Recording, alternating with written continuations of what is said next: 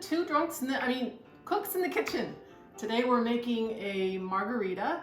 I have found the best recipe, I think, for this that is tasty and not too sour, and that you really only need one. So here we go.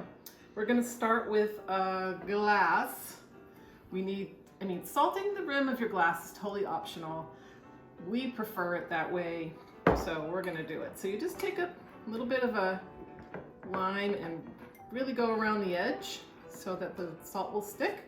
I use a coarse salt. You don't want to use just table salt.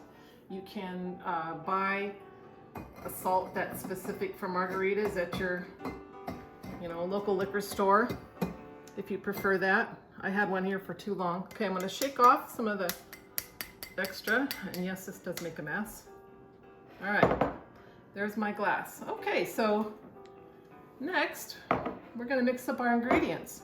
So we're going to start with 1.5 ounces of lime juice, which I fresh squeezed some lime juice yesterday because I bought one of those big bags of limes and there was no room in the fridge for them all. So I did that, and then I just save it in a little jar, and it comes in handy for cooking too. So we're going to use 1.5 ounces of lime juice.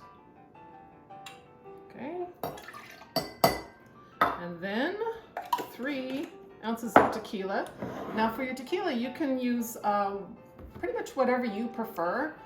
I kind of like to make these sort of a top shelf margarita. So today we're going to use this Don Julio. You don't want to use something that's like super expensive because I feel like you may not really taste the flavors of it, but that's just me.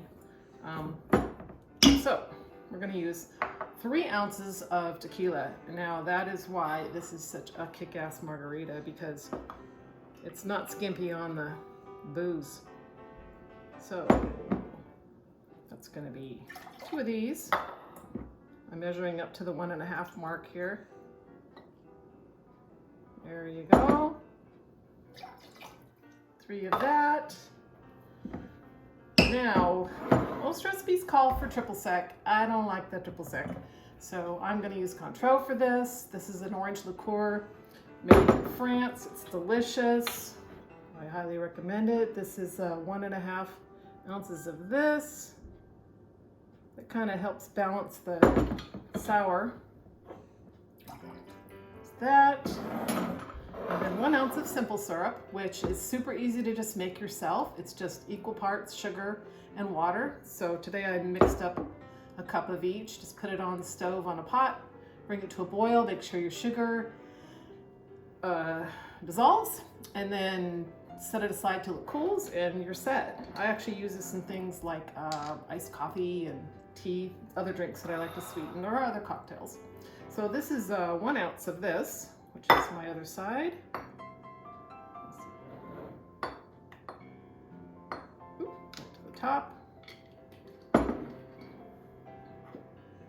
Okay, now I'm just gonna put that in my shaker. So I'm not really shaking this to then strain it. I'm gonna keep this ice, but it does kind of help. And you really just have to give it a couple tosses to blend it like that. Then I'm going to pour it right into my glass carefully so that I don't knock the salt off too much. Ooh, looking that good.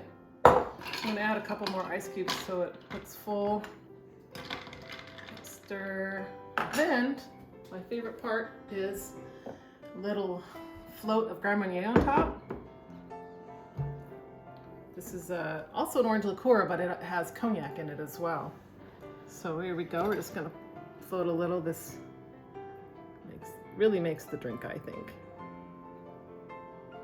I don't know how much I'm pouring, how much ever I want on that one. Okay, then all you need is a lime garnish.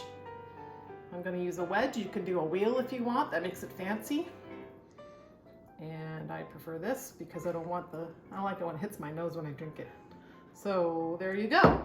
There's my Miss Kelly's margarita. Now I'm going to drink it. Oh my God, that's so good. So thank you for watching Two Cooks in the Kitchen, and we'll see you next time.